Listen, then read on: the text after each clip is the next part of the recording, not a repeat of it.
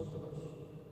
Aquí específicamente en relación al santuario del Señor Sacerdote, un lugar que está estrechamente vinculado con este espíritu vital.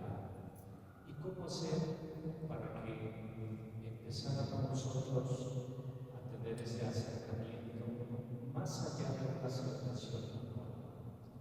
Entonces el pasado sábado hice una convocatoria después de haber dialogado con Roberto, con Gerardo, de que ustedes han sido invitados a formar parte, para que pudiéramos comenzar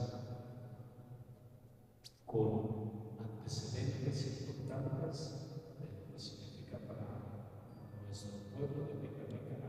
Aquí sí podemos decir el pueblo de Mecameca, porque aquí está el santuario del Señor Sacerdote, en orden a celebrar 500 años de manifestación de misericordia de nuestro Señor a través de esta bendita imagen.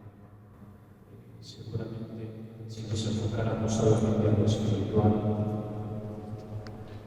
aquí estaría lleno de tanta gente que ha recibido el favor del Señor del Sacerdote. Nosotros mismos podemos saltar, podemos decir, ese es un trabajo que también se va haciendo poco a poco para que el pueblo vaya enriqueciendo nuestra conmemoración, celebración de estos 500 años de presencia de la Sagrada Imagen del Señor del Sacerdote. Si solamente tenemos el dato de la historia, no nos vamos a jugar de acuerdo. Si queremos un dato preciso, una fecha precisa. Por eso hemos decidido lanzar la convocatoria a diferentes interlocutores y pedirles que se vayan sumando para que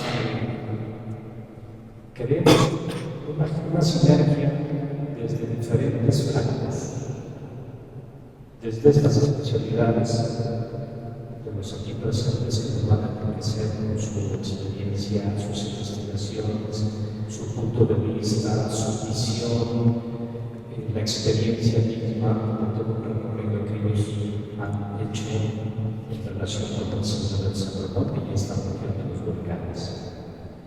Ojalá que que es el inicio de aquí hasta que terminemos el 2027, porque si lo pensamos, que sean estas como las vísperas, la preparación, y poco a poco irnos sumando. Nosotros estamos abiertos para que se vayan sumando todos los que quieran reflexionar con nosotros, todos los que quieran celebrar con nosotros.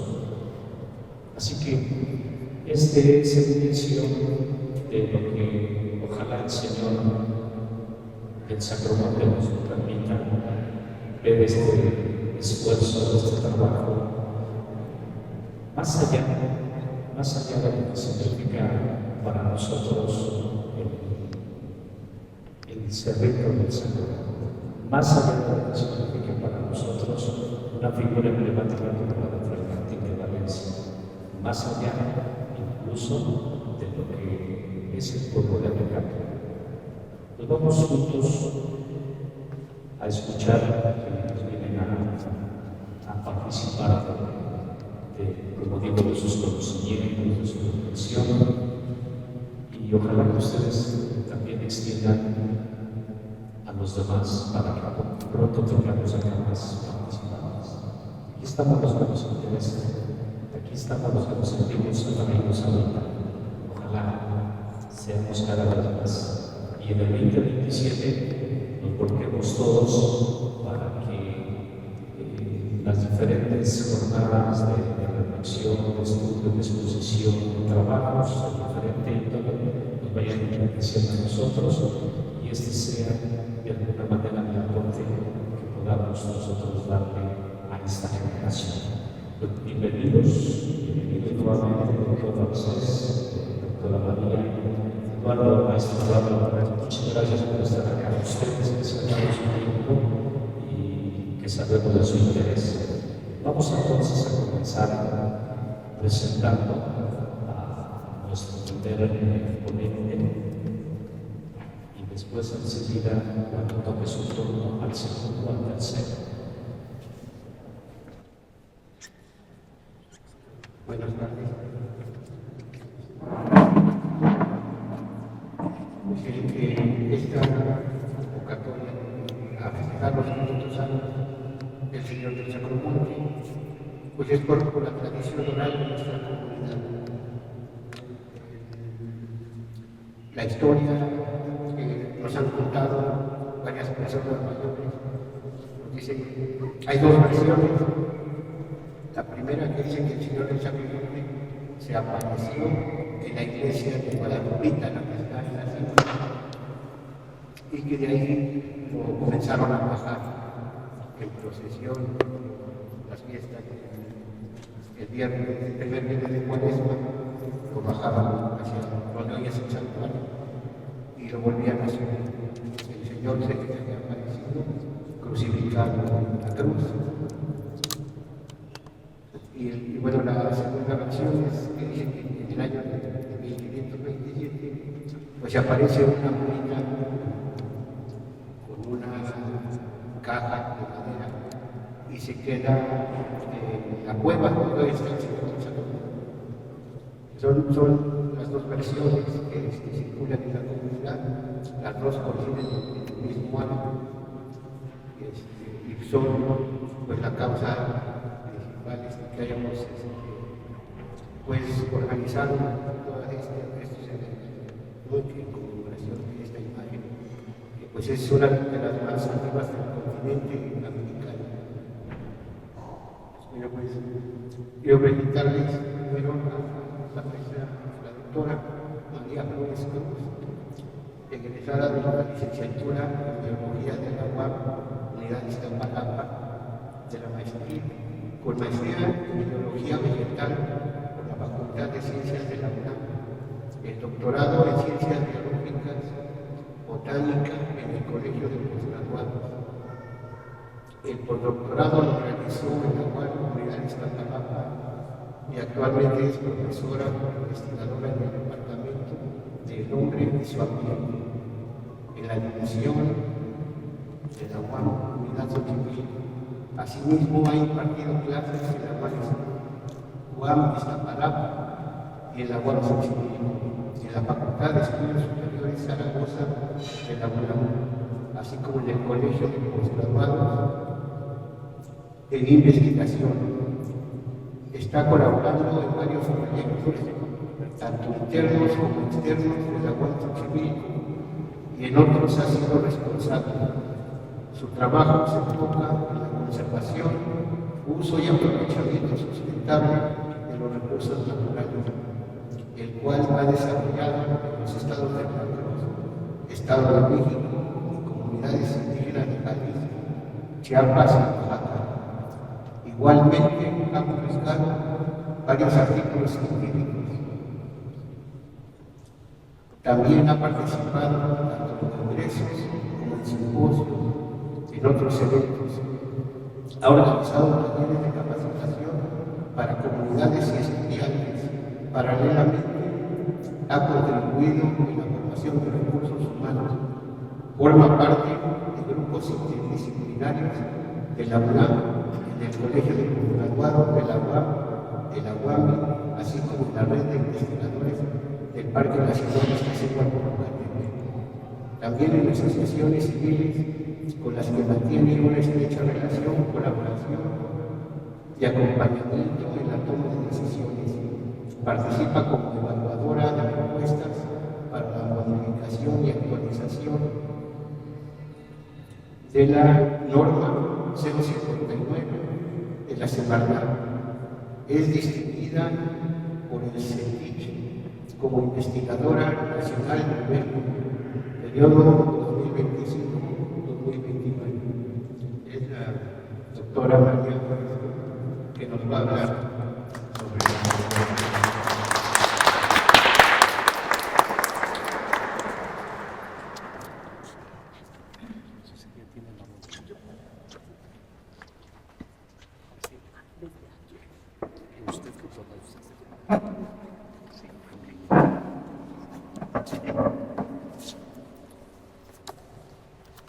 tardes a todos y a todas. Realmente es un gusto, un placer, un orgullo estar aquí con el pueblo de Mecameca. Mi corazón se quedó aquí desde hace varios años. Yo llegué aquí a Mecameca en el 2010 para trabajar aquí con la comunidad, con la Asociación de Chachimomosco, con el sector eclesiástico. Hemos estado colaborando desde hace varios años. Quiero comentarles que voy a hablar de esta planta.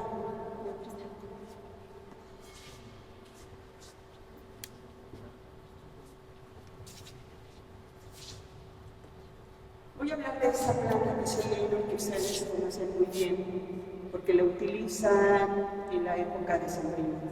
Pero antes de ello quiero comentarles que ustedes tienen el privilegio de que aquí a unos cuantos pasos tenemos un cerro plateado, un cerro sagrado, donde se encuentra viviendo esta planta.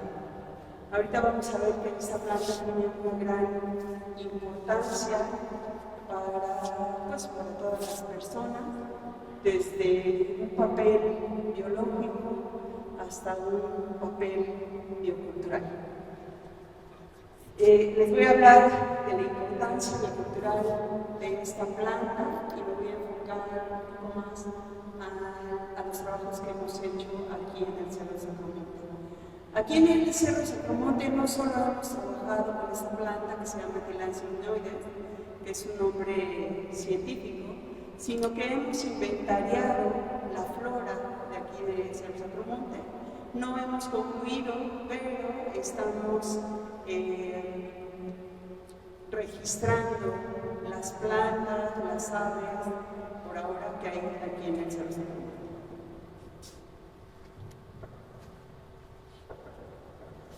Primero quisiera comentarles a ustedes la importancia de la biocultura. Ahorita es un concepto que se está utilizando no solo en México, sino en Centroamérica, Sudamérica. Yo creo que hasta ahora estamos valorando la importancia que tienen las plantas o los animales y estos relacionados con las personas. Las personas de pueblos originarios, las personas que habitan los alrededores de las áreas naturales protegidas y el uso que estas personas les dan a todo lo que les rodea.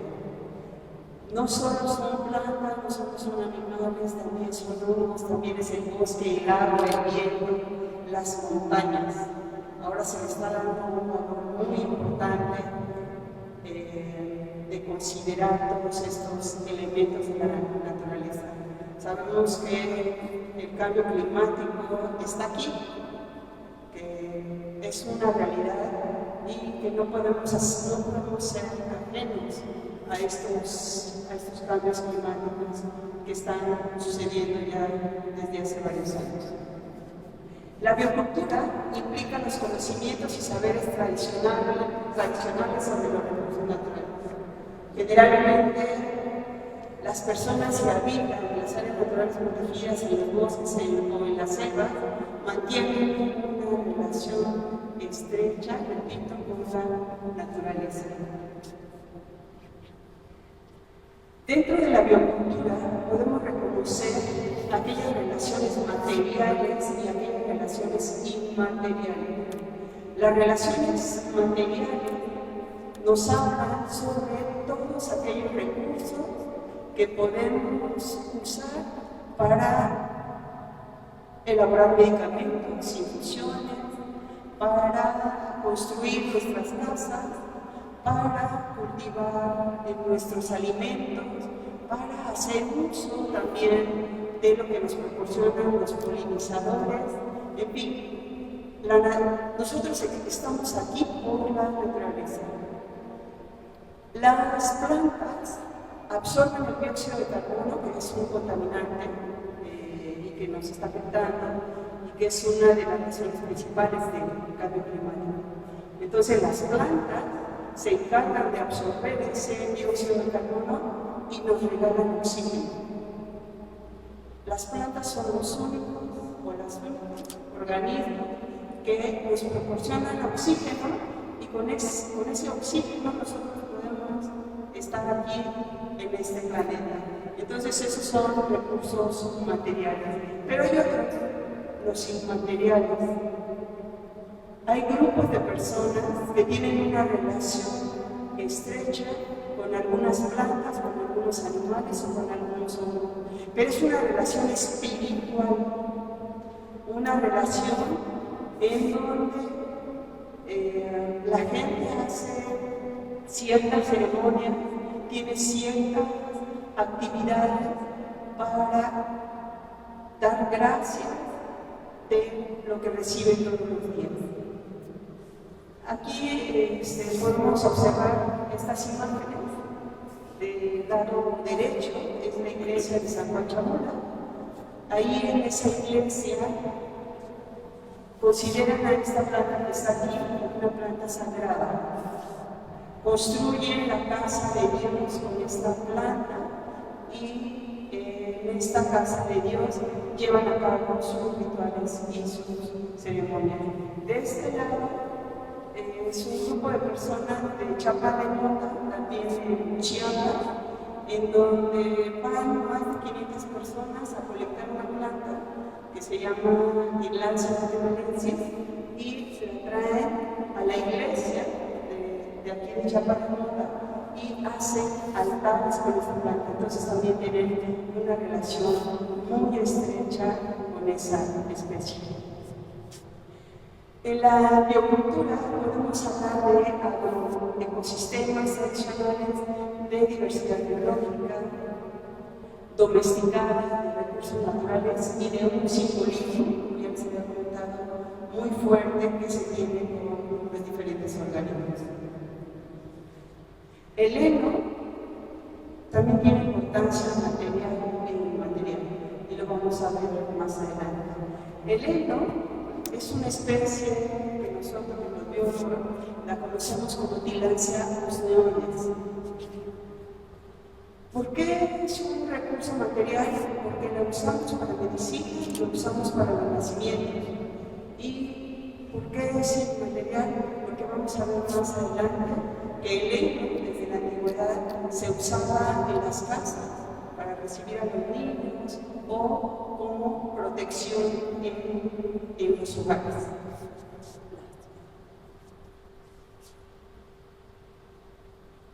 El heno, que es Tillandsia usneoides, es una planta que pertenece a una familia botánica que se llama Bromeliaceae. A esta familia botánica, en esta familia botánica podemos encontrar la piña. La piña es un pariente del heno. Y también otras plantas, como las que ustedes ven ahí, que tienen características particulares. Estas plantas, las hojas están arregladas en rosetas. Ustedes creerán que esto es solo una planta, pero no. Esto que tengo aquí posiblemente tiene unas 500 plantulitas que se pueden separar y que pueden crecer por sí solas.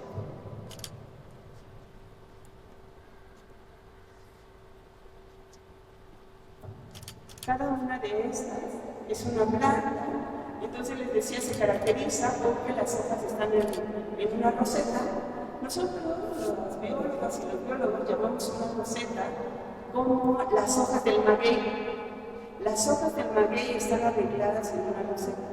También en estas plantas, sus hojitas están arregladas en una roseta. Parientes del heno, pues hay en Sudamérica, como aquí, que son plantas que miden hasta entre 18 y 20 metros. El heno es la planta más chiquita dentro de esta familia, apenas mide unos 4 o 5 centímetros. Entonces eso es algo muy importante. El heno también está relacionado, yo creo que ustedes lo han de haber visto de manera frecuente. Hay una plantita que crece en los cables, como una bolita. ese le llaman heno de bola. Ese también es pariente de esta planta que es el heno. Algo que es sorprendente es que el heno, junto con sus parientes, aparecieron hace 60 millones de años. A lo mejor pues, puedo darles un dato. La vida en la Tierra apareció hace 4.500 millones de años. Empezaron a desarrollarse las primeras bacterias. Y bueno, estas plantas aparecieron aquí en la Tierra hace 60 millones de años. Los parientes del heno, el heno, como ustedes saben, crece sobre los árboles, pero hay parientes del heno que crecen en la roca, que crecen en el suelo como la piña, y muchos de ellos crecen en las ramas de los árboles, y aquí hay unas que crecen en los cabos. Estas plantas, yo digo, siempre he pensado, tengo más de 25 años trabajando con ellas, y siempre he pensado que estas plantas son mágicas. Son las únicas plantas en el mundo, se los puedo decir, que tienen este tipo de pelos. El heno, si ustedes lo tocan, tiene una textura suave como de terciopelo. Esa textura se debe a estos pelos. Esos pelos los podemos ver en el microscopio. ¿Y qué creen? Esos pelos son los que absorben la humedad y los nutrientes del aire. El heno no tiene raíces. Solo tiene raíces en la etapa inicial, cuando se germina la semilla. Posteriormente, esas raíces los pierden. Entonces, es una planta que no tiene raíces y, por lo tanto, no absorbe los nutrientes ni el agua por raíces porque no tiene. Entonces, se debe a estos pelos. Estos pelos están conectados con el tejido que se alimenta a esta planta, que le llamamos nosotros un tejido vascular. Estos pelos están conectados al tejido de la planta, se levantan en la noche y entonces se alimentan de las partículas que hay en el aire, los nutrientes que hay en el aire y el agua. Entonces, ¿por qué les comento esto? Porque mucha gente piensa que estas plantas secan los árboles o que son parásitos y están en un error. Y desde mi punto de vista es un error grave. ¿Por qué? Porque es una idea errónea que se replica desde el norte de México hasta Argentina. Entonces la gente piensa que estas plantas secan el aire, mientras que no saben que son mágicas. Yo digo que son mágicas.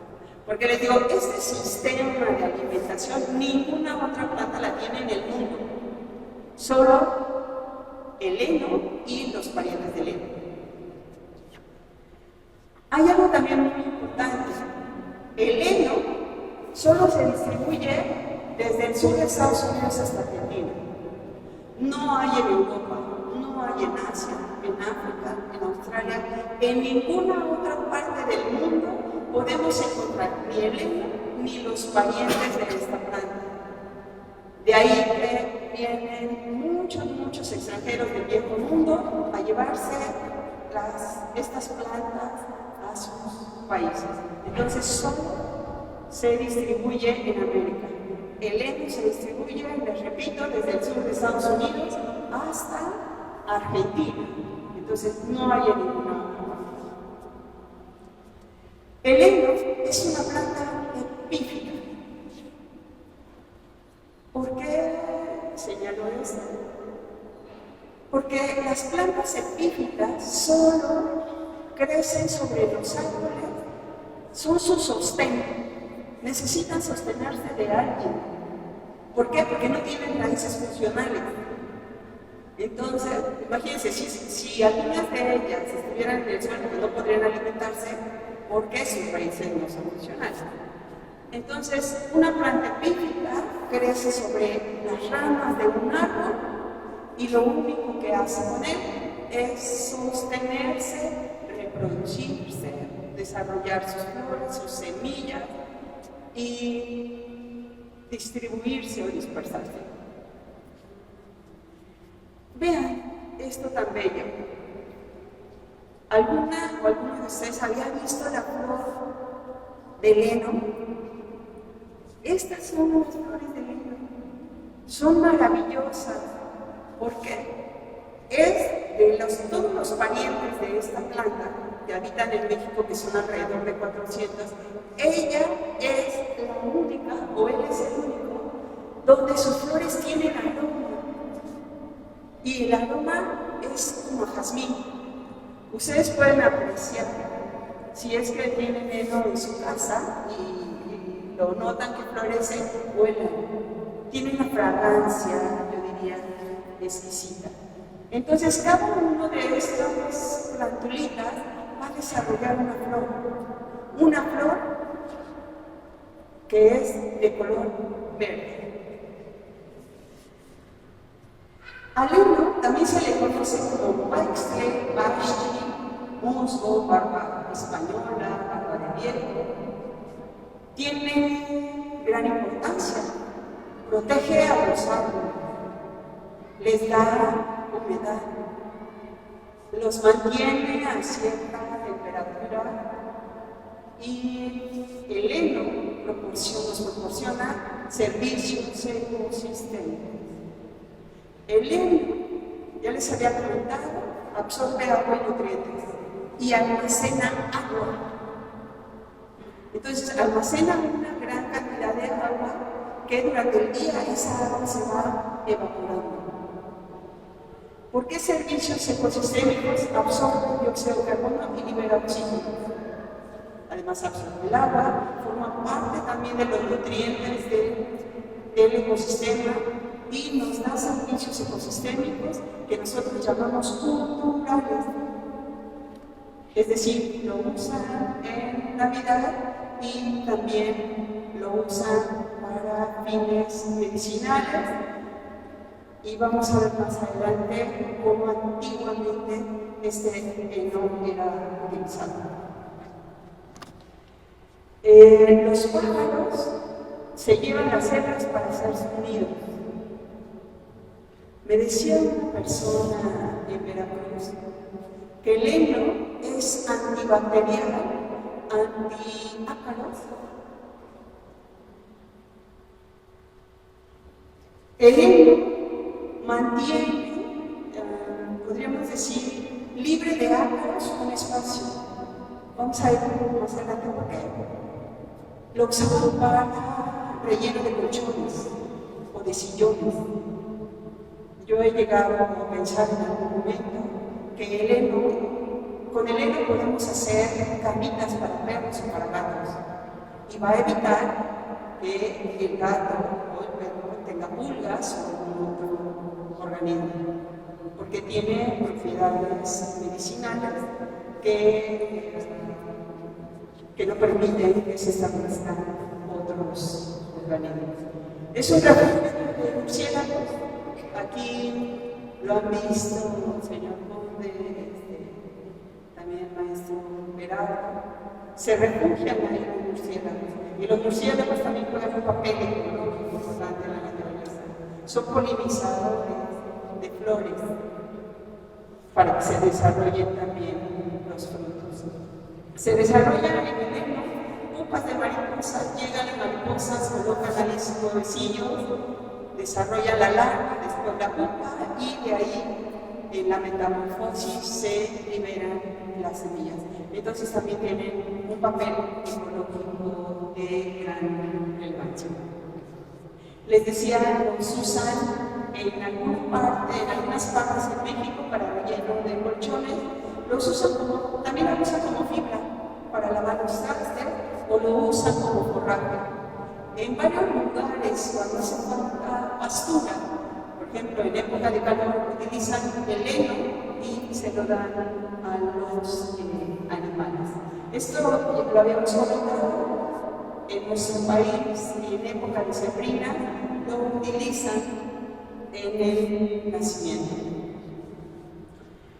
En Oaxaca, varias señoras allá en Oaxaca colectan el heno, lo reproducen y ellas mismas, por medio de un permiso de la Semarnat, lo venden en ferias de biodiversidad. Vean el uso ornamental del heno. Cuando nosotros no lo hemos valorado, sobre todo en los países del Nuevo Mundo, esto es muy apreciado. El hecho de tener estos muros vivos, para eso lo valoran o le dan un valor de gran importancia. Es una planta, le repito, que no tiene raíces, entonces el hecho de colgarla en un pasillo es más que suficiente. Lo único que requiere en algunas ocasiones es agua.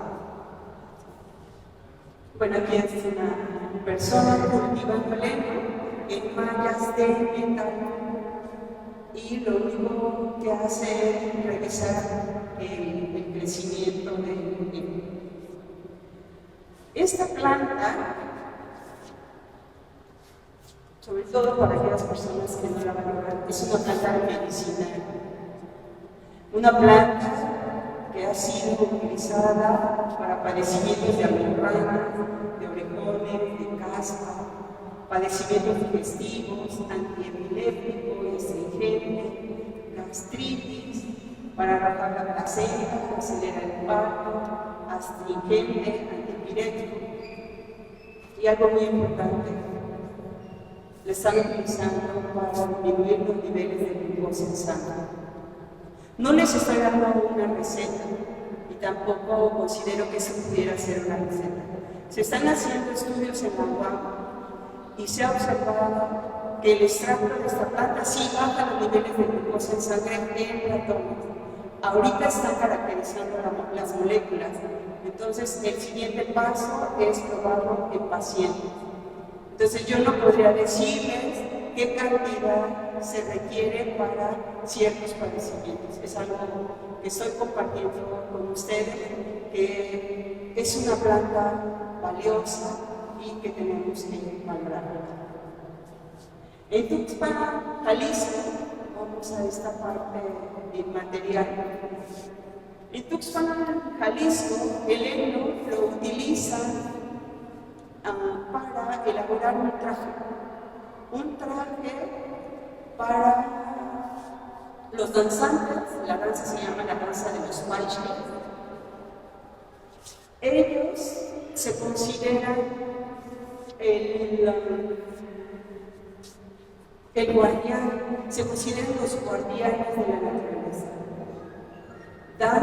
Danzan el 24 de diciembre, llevan al niño Dios al frente de los danzantes, danzan el 24 y el 6 de enero. Entonces había una relación muy estrecha entre la naturaleza, este recurso y la adoración que le tienen al niño Dios. Aquí nada más es para identificar cómo es que elaboran este traje. Utilizan un capote, una falda y una pechera. Desafortunadamente, ellos requieren alrededor de 10 y 13 kilos de heno. El heno está desapareciendo en su comunidad. Son cuadrillas, tienen más de 20 cuadrillas y en cada cuadrilla son más de 30 personas. Entonces, desafortunadamente, les repito, esta planta está desapareciendo. Hemos hecho trabajos con ellas y con ellos para que pongan casa sombra y empiecen a cultivar el heno. El mismo presidencia municipal hace campañas de recolecta de heno, sobre todo en época de sembrina. Es una danza milenaria, es una danza que se festeja solo cada año, pero este recurso en ese lugar puede desaparecer. Algo muy importante es también el uso tradicional de esta planta. Según el padre Fray Diego de Duranes, a los que ya habíamos revisado con el maestro Gerardo Páez, él en sus libros de la historia de la Nueva España,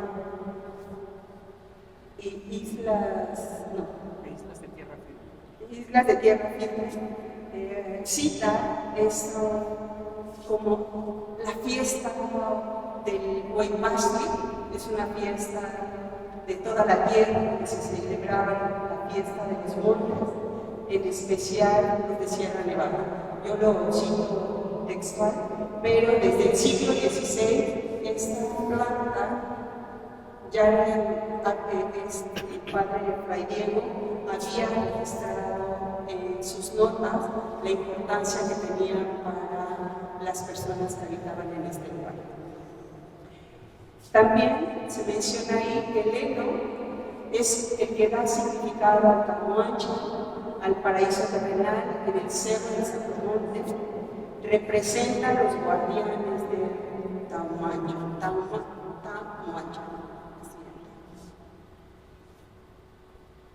El Tamuachan es una explanada de niebla de flores que representa el cerro de Sacromonte. En estos mismos documentos se menciona que el heno en las casas representaba una protección contra los espíritus de la noche. También se dice de ahí que antiguamente al nacer un niño, este se recibía en una cama de heno. Entonces nosotros seguimos esa tradición de acostar a nuestro niño Dios en una camita de heno y cubrir la casita de heno. Entonces seguramente estas costumbres, estas tradiciones vienen desde estos registros del siglo XVI. Bueno, también platicando con el maestro Conde, con el maestro Gerardo, en años pasados el heno se colocaba en el altar del Señor del Sacromonte, tenía un significado de solemnidad, era de gran importancia para las ceremonias. Se reconocía como una planta que nacía de los árboles. La más madura era la que estaba más cercana al cielo, de las nubes y de las estrellas. La más joven estaba más cerca de la tierra. Entonces, si ustedes se dan cuenta, el heno cuelga en una rama. Entonces, la parte más madura del heno es la que se dirige al cielo y la parte más joven es la que se dirige a la tierra. Era considerada como un adorno y una ofrenda que estaba presente en la llegada de los dioses y cuando esto se iba. Y por último, es importante hablar sobre la conservación. ¿Por qué conservar este lugar sagrado que es el cerro del Sacromonte? Habíamos comentado, todo lo que habita allí en el cerro del Sacromonte nos da servicios ecosistémicos, nos ayuda a permanecer en este planeta, nos proporciona agua, nos proporciona humedad, nos proporciona temperatura, les repito, absorben el dióxido de carbono, como todas las plantas. Entonces de ahí también la relevancia de conservar esta planta y de conservar toda la biodiversidad que existe en este cerro. Quiero compartir con ustedes un video que se elaboró para el miércoles de ceniza. El miércoles de ceniza vine aquí con mis estudiantes, aquí con el padre, con la asociación Shanchi Bosco, con la gente de la comunidad, para apoyar en las actividades que se llevan a cabo en el miércoles de ceniza.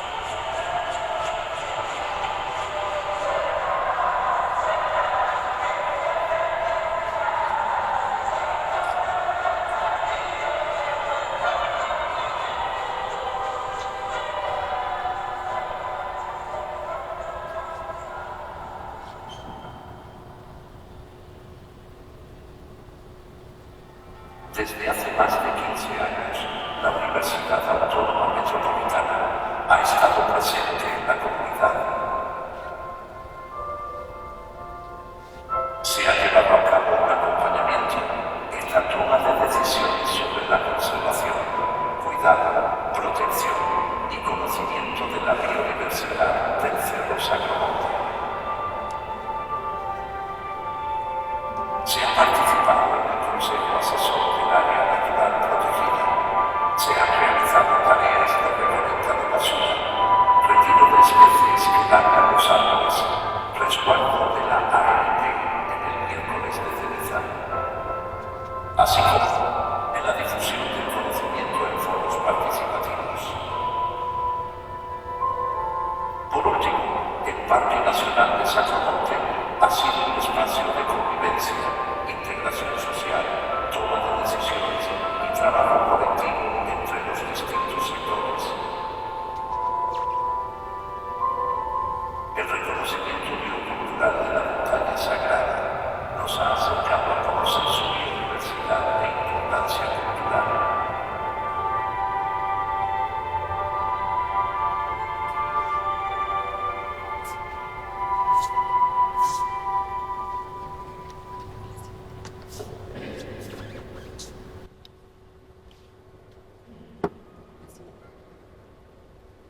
Bueno, nada más con esta diapositiva quiero agradecer al señor Conde, al maestro Gerardo, y al padre, y también las personas que me han antecedido y al pueblo de Amecameca, pues este recibimiento que me han hecho aquí. Siempre me he ido muy contenta del trabajo que estamos realizando aquí en la montaña, aquí en el municipio de Amecameca, y que siempre vamos a tener la gran disposición de seguir trabajando. Por mi parte es todo.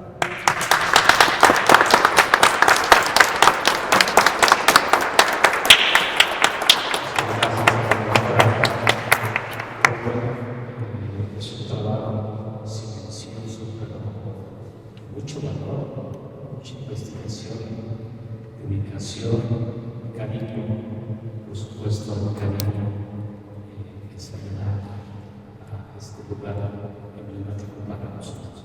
Muchas gracias, doctora, y estamos seguros que aquí usted va a continuar con nosotros apoyándonos con su conocimiento. Gracias, gracias a todo corazón. Y ahora tenemos la participación del doctor Mauricio Francés Hernández Lucas. Es doctor en Historia y en Historia por la Escuela Nacional de Antropología e Historia, profesor investigador de tiempo completo en la Dirección de Estudios Históricos del Instituto Nacional de Antropología e Historia y candidato al Sistema Nacional de Investigadores. Sus principales líneas de investigación son la historia forestal y agraria, la antropología del ritual y del paisaje, la etnomucología y la etnoornitología en el Parque Nacional Iztapó y el Parque Nacional Sacromonte. Coordinador y autor de libros, revistas y videos documentales.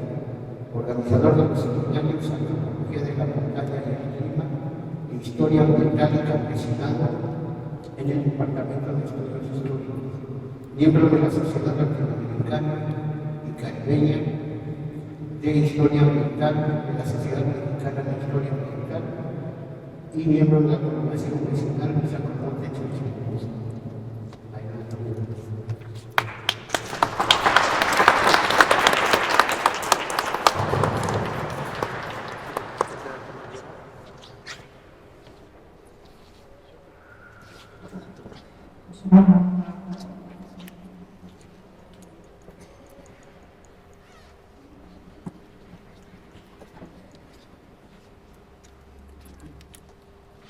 Buenas tardes. Espérate, ¿no? Sí, ahí está bien. Gracias. Bueno, yo también traía una ponencia por escrito, pero bueno, como ya estamos en confianza, creo que mejor la voy platicando y eso pues nos familiariza más. Antes que nada quisiera agradecer al párroco José Luis y a la Asociación Civil Sacromonte de Xochimilco por organizar este magno evento y sobre todo por estar en este lugar tan sagrado que es la parroquia de la Asunción de Amecameca. Muchísimas gracias. Bienvenido. Gracias. Bueno, pues prácticamente yo lo que les quiero compartir es una reflexión que he hecho a partir de una serie de lecturas de varios autores y que la región de los volcanes goza de una exquisitez bibliográfica y hemerográfica y archivística sobre este territorio. Entonces, a partir de esa lectura, dándole reconocimiento a todos los historiadores que le han dado tanto a esta región, pues también muchas gracias a ellos. Gracias de verdad por penetrar y comprometerse con un lugar tan importante, como ya lo dijo la doctora, un lugar cultural. Y bueno, esa riqueza tiene aparte un pequeño filtro ahí que lo hemos denominado el mito y el ritual.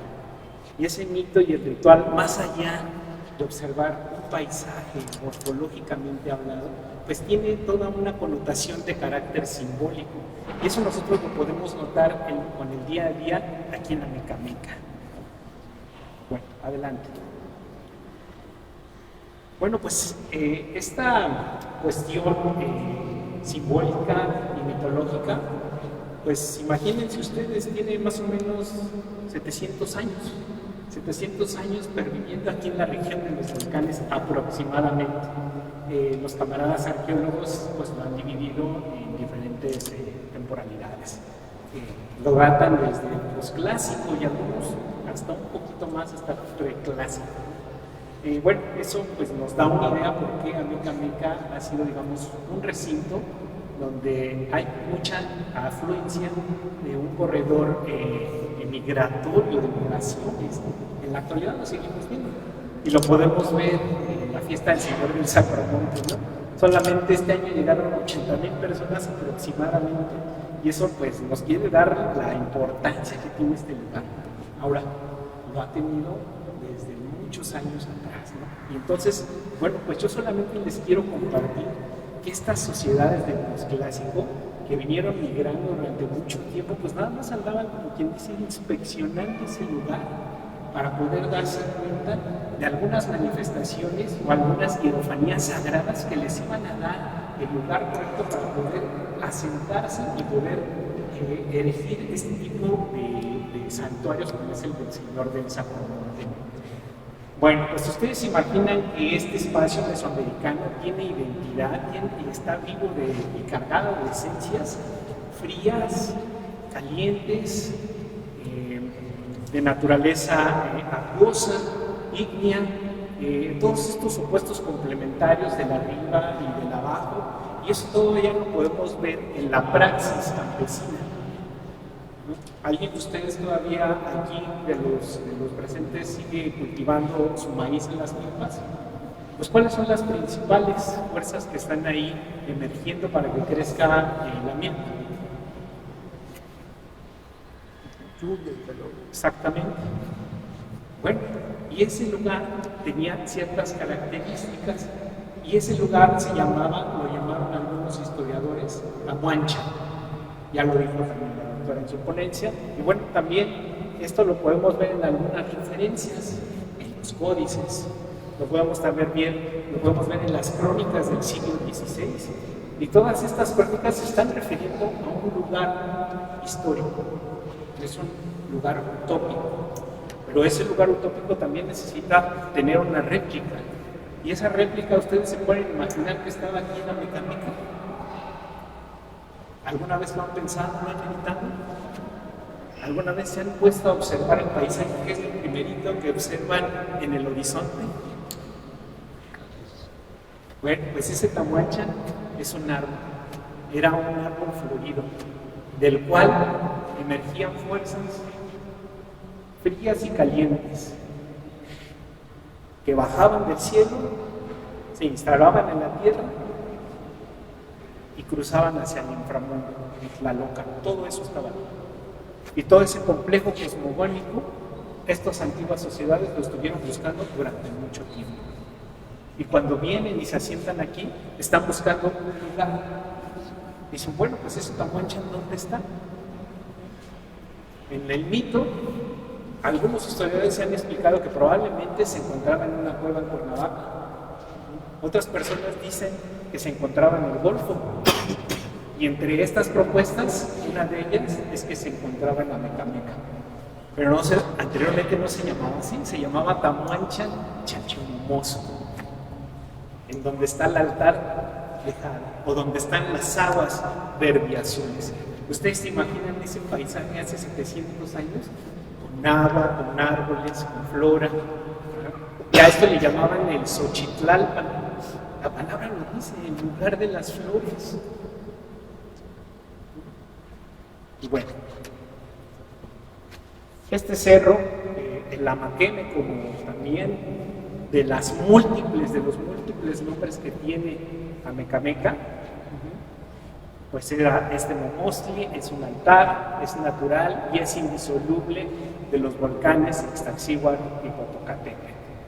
Y por lo tanto, esta coexistencia, sobre todo de la religión, es decir, de lo invisible, con la visible, es decir, con la religión católica, tuvo un gran éxito. Y ese éxito lo podemos palpar incluso en los locales. Están llenas de flora, de fauna, incluso de movimiento, de agua. Y eso quiere decir que fueron muy astutos los indígenas, pero también fueron muy listos los franciscanos. Y eso nos da realmente una gran conexión. Adelante. Bueno, como ya lo dije, este Tamuancha es el escenario de los orígenes. ¿Por qué quiero decir de los orígenes? Bueno, como ya lo dije, la Tamuancha era un arquetipo. Es donde se originó la humanidad, según la leyenda de los 5 soles, Quetzalcóatl bajó al inframundo y los restos que habían quedado de los últimos seres humanos los tomó y se los robó al dios de la muerte, Tlantecutli, y se los llevó a la diosa Quinatzin, quien los molió y los mezcló con su sangre para que se vieran los primeros seres humanos sobre la tierra. ¿Se imaginan? ¿Y ese lugar estaba aquí? Ok.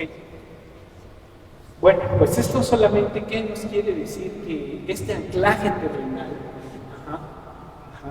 la transposición de este mito del paisaje, necesitaba tener una referencia física.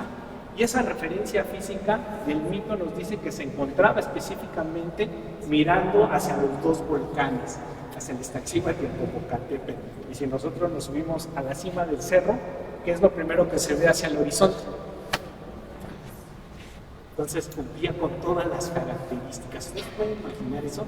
La verdad es que yo a veces me quedo realmente preguntándome cómo sería eso en aquel tiempo. Me hago una película.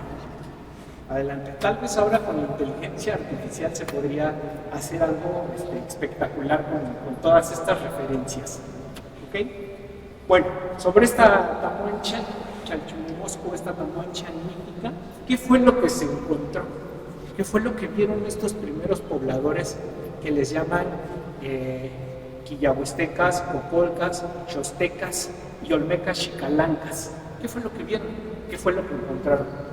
Se supone que al arribo de estos grupos, a este Xochitlalpan, tenían que buscar una hierofanía. Y esa hierofanía tenía que verse con la representación de la diosa Chalchiclicue, que quiere decir el manantial en el cerro. Bueno, ¿y qué eran? ¿Por qué estaban buscando estos grupos específicamente a esta diosa? Pues que prácticamente su religión, sus prácticas rituales y míticas estaban sobre todo enfocadas a las artes de la meteorología. Chimalpain dice que eran grandes grupos agoreros que tenían como nahuales a la lluvia, a los animales. No, pero en realidad eran prácticas de observación de la cinemática del cielo, la observación constante del paisaje. la observación de los ciclos de la naturaleza y que hasta en la actualidad eso continúan haciendo y sigue persistiendo entre algunos especialistas rituales que en la región de los volcanes les llaman temperos o graniceros. Por ahí ya escuché que sí los ubican. Bueno, pues esta tradición no es per se, no es por generación espontánea, tiene una razón y tiene una larga data. Por esto es una de las cuestiones que es tan importante Amecameca. Bueno, pues aquí tengo una diapositiva con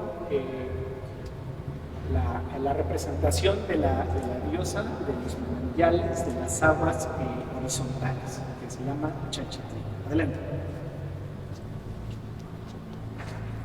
Bueno, este choque del siglo XIII, como ya lo comenté, del posclásico, como lo llaman los arqueólogos, de estos grupos que arriban, bueno, pues ellos también traen una serie de deidades. Para el siglo XIII llega un grupo migratorio de cazadores-recolectores que no estaban nada asociados con la cuestión meteorológica, sino más bien estaban asociados con la cacería, con la guerra, con la migración, no tenían un espacio residencial fijo. Pero cuando llegan aquí a Amecameca, pues se encuentran con estos grupos que ya eran sedentarios, tenían como economía principal la agricultura y la observación de la naturaleza, que era su fundamento principal. Y entonces llegan, y para poderlos sacar, se tuvo que dar bajo un contexto sobrenatural.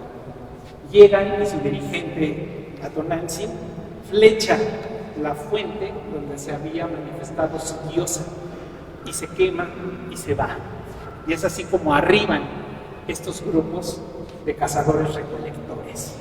Pero bueno, estos dioses que ellos traen como referencia al dios de la cacería, que es Mixcoac, que tiene que ver más bien con otras connotaciones culturales, con otras connotaciones astronómicas. Por ejemplo, está asociado con la Vía Láctea, está asociado con el rumbo del Oriente.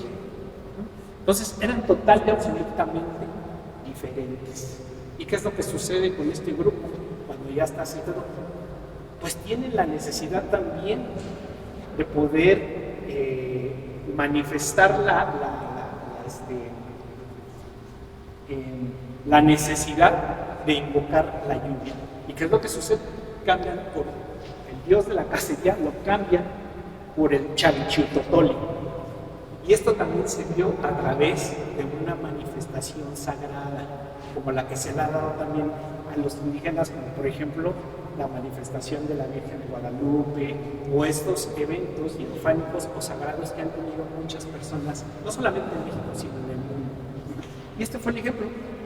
Y esta deidad, el pavo real o el sagrado guajolote, de collares o de color verde, también les habla y les dice: ahora lo que tienen que hacer es hacer ofrendas y vestir sus ofrendas con papeles. Y es ahí de donde viene el nombre de Amecameca, donde se revisten las cosas de papel ceremonial. ¿Y dónde se revisten los papeles? ¿Dónde se revisten las cosas de papel ceremonial?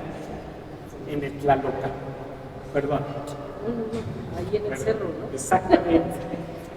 Por lugar de excelencia, los cerros. ¿Y quiénes habitan los cerros? Pues las fuerzas de la naturaleza cosa. ¿Quiénes eran estas fuerzas? Tlaloc y sus consorces, los tlaloques. Entonces, y eso todavía lo podemos seguir viendo, como en ciertas fiestas el papel sigue siendo prácticamente algo muy interesante y muy importante. Y bueno, es así como tornan. Y también de ellos toman las artes de la manipulación de la lluvia y del clima. Adelante. Y bueno, pues uno de los libros muy interesantes es las relaciones originales de Chalco Amecameca de Chimalpay. Y en alguno de sus pasajes, después del arribo de los totolimpanecas, van a llegar casi prácticamente después otro grupo migratorio que proviene del oriente de Puebla, que son los tecuanepas. Este grupo de los tecuanepas también trae una deidad de la casa, que era Camaxtle o Citecatl, Y estos grupos también que provienen de Puebla, vienen, se asientan, no sé si ubiquen un pequeño cerrito que está aquí subiendo por San Pedro Mexapa, que se llama el Otlatepec. La fuente nos indica que ahí fue el primer asentamiento de estos grupos. Les recomiendo que vayan, hay un puerto de quesadillas, pueden caminarlo, pueden recorrerlo y pueden disfrutar del paisaje. Bueno, pues ahí fue que llegó este grupo de los tecuanitas. Y bueno, también tuvieron que tomar las artes de hacer de la lluvia, hacer llover. Estas artes de la meteorología también las tuvieron que tomar, también tuvieron que cambiar a su lugar, porque fue después de que se asientan, ¿no? Y bueno, esta adopción de las deidades acuáticas también tiene una hazaña. La hazaña es que uno de estos personajes, denominado Chalchuti, el señor de la Esmeralda, dicen que subió a la cima de Popocatépetl y ahí se flageló, porque la sequía ya los había alcanzado. En las últimas sequías que Mecameca lo había azotado. Entonces, una de esas prácticas de sacrificio ritual, pues viene documentado. Y este tipo de sacrificios probablemente se puedan comparar con las que se llevó a cabo, Fray Martín de Valencia, a quien más adelante la vamos a ver. Por favor, la siguiente. Aquí está. Bueno, este tránsito ya de estos grupos, del altar de los Jades al Sacromonte, pues es el éxito realmente de estos franciscanos que venía comandado por Fray Martín de Valencia. En las múltiples crónicas que tenemos sobre él, que se hablan sobre él, pues dicen que prácticamente él tuvo una visión en España para poder venir aquí a pregonar la palabra de Dios, aquí en América, y bueno, pues funcionó. Y bueno, esta orden es muy importante porque tiene un reconocimiento sobre todo de que existen otras culturas, otros idiomas, otras personas, cosa que se pensaba que no existía, ¿no? Bueno, pues Fray Martín de Valencia tiene este asunto de poder sustituir, y algunos historiadores pues nos han explicado. Pierre Rabin dice que es prácticamente el único caso con éxito donde se ha hecho una sustitución muy clara sobre una deidad prehispánica sobre una deidad católica. ¿Pueden creer ustedes eso? Muy interesante. La verdad, de que hayan tenido esa conexión y hayan tenido ese intercambio. Algunos historiadores le llaman sincretismo cultural o religioso. Bueno, este sincretismo no solamente fue de ida, sino que también fue de regreso, porque a través de toda la práctica ritual que se tenía aquí, podemos todavía observar algunas, teniendo los ojos bien abiertos, el oído bien parado, y estar siguiendo casi a los especialistas rituales que todavía siguen viendo a esta nueva ejecuciones de carácter ceremonial, ¿no? Y bueno, este retiro de la cueva de la diosa Chalchitlicue, con este Cristo yacente de color negro, no es casualidad, como ya lo comentamos. Si ustedes incluso lo ven de perfil al señor de Sacromonte con su vestido, ustedes pueden ver prácticamente la silueta de los volcanes Iztaccíhuatl de Popocatépetl. Pueden ver ese reflejo, ¿no? Entonces, pues el señor del Sacromonte lo dice, es el señor del monte, es el señor de la montaña. Y bueno, otra parte importante de esta eficacia simbólica es la que también viene a instaurarse a través de la Santa Cruz, que no era tampoco nada ajeno para los indígenas de la región, pues tenían una asociación prácticamente con esta figura que está representando el Axis Mundi, está representando a los 4 rojos cardinales, es la región de Tlaloc, que está representando a los Tetzacualcos, a estos encierros ceremoniales, está representando a las casas de los dioses de la neblina y de la lluvia. Hasta en la actualidad el número 4 sigue siendo parte fundamental para las culturas del mundo y de aquí. Entonces, este número 4 se viene a representar a través de la Santa Cruz. Pero ¿por qué se viene a representar y por qué tiene tanta eficacia entre los indígenas? Bueno, porque Fray Martín de Valencia, los indígenas le solicitan que vaya por favor, viendo que era una persona entregada, que tenía una característica muy importante. Dice Mendieta que antes de azotar a un indígena, él mismo se flagelaba.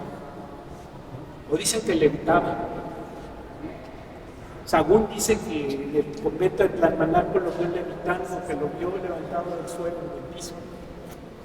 Y todas este tipo de eventualidades que este franciscano tenía, pues eran muy impactantes para los indígenas. Entonces,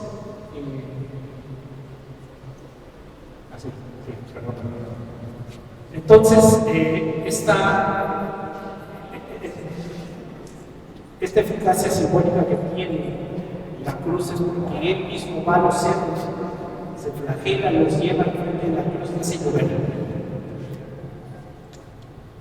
Y es ahí que se adopta probablemente el culto de la Santa Cruz el día 3 de mayo dentro de las fiestas de los graniceros que se celebran año con año. Y bueno, ese milagro de hacer llover resultó que fue en el año 1528. Y bueno, este puente teológico de la cueva, ya lo comentaron, de la aparición es 1526, 1527, 1533. Como lo dijo ya mi padre, mi párroco, pues bueno, tendríamos que discutirlo. Más allá de tener un documento, yo creo que aquí lo más importante es qué es lo que dicen ustedes como comunidad amiga. Y todos, sobre todo, llegando a un diálogo, llegando a un acuerdo. Yo creo que eso sería lo más importante aquí. Bueno, pues esta es su sustitución, como ya lo comenté, de Tezcatlipoca por el Cristo yacente en estas probables fechas o en la posteridad. Pues ahora va a ser el Cristo negro el que va a custodiar las fuerzas cálidas y secas de la tierra. Y bueno, aquí les puedo mostrar esta fotografía del siglo XVII, que fue incluso, XVIII, que fue recogido incluso por la Santa Inquisición. Está ahí en una caja de papeles sueltos en el Archivo General de la Nación, pues alguien va a consultarlo. Y pues bueno, uno dirá por qué lo recogieron, qué era normal en esta cultura. Pues bueno, pues aquí tiene a los costados, tiene el símbolo de Tezcatlipoca, tiene el símbolo de Checheputol. Y ahora lo que les decía, esa fue, digamos, la gran fuerza que tiene este Cristo con las religiones del pasado, es decir, con la religión invisible. Y hay que leer entre ellas para poder seguir descifrando todos esos símbolos del pasado. Y bueno, para el siglo XVII también hay algunas nuevas que se seguían recitando los santos de las iglesias en lengua náhuatl, y que este lenguaje era sobre todo de carácter litúrgico, pero se imaginan que entre las oraciones católicas se estaban encontrando referencias a la montaña, a los volcanes, a los animales, a los rituales al agua, a la montaña. ¿Se imaginan eso? Esa riqueza que se encuentra por escrito en textos que se llamaban algo así, que eran encomios que hacían precisamente las parroquias. Hay una hipótesis interesante de una historiadora de la Dirección de Estudios Históricos que cree que prácticamente esas nuevas fueron escritas por San Juan Inés de la Cruz, pero todavía está en cuestión demostrar eso. Sería interesante. Adelante. Y bueno, pues ya hemos llegado a la parte, digamos, ya más contemporánea. El miércoles de ceniza, bueno, pues el miércoles de ceniza ya es una de las fechas más importantes en la Mecameca, y yo creo que del mismo nivel la fiesta del Señor de Chalma, de la Virgen de los Remedios y de la Virgen Guadalupana. Si se dan cuenta, pues un círculo ya se lo recorremos al norte, al sur, al este y al oeste. Ok, bueno, pues este umbral de máxima convergencia, pues es la realización, sobre todo de los pactos sagrados. Volvamos otra vez a nuestra referencia que comenté al inicio. Sin esta fuerza, yo creo que la Secretaría de Cultura y Turismo del Estado de México y ha presentado en diversos espacios culturales y académicos su trabajo histórico literario como la UAM, la ENA, el ITAN, la FIL de Guadalajara y la FIL de México.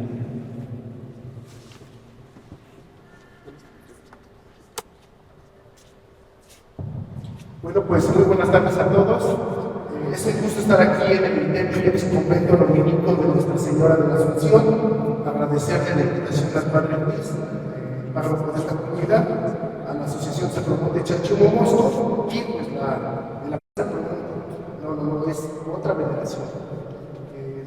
Es importante ir conociendo también porque algunas otras devociones no crecieron tanto como sí creció la del Señor del Sacromonte. La historia, la crónica, los testimonios documentales que existen en distintos archivos, pues hablan de patrocinadores, incluso de curas que motivaron que mucha gente viniera a Mecameca a visitar al Señor del Sacromonte. Incluso hay una historia de que un ferrocarril salía de la villa, pues traía San Lázaro, y de San Lázaro pues traía hasta Mecameca. Incluso hubo una locomotora que se llamó el Sacromonte, porque ciertas devociones crecieron a lo largo de muchos años.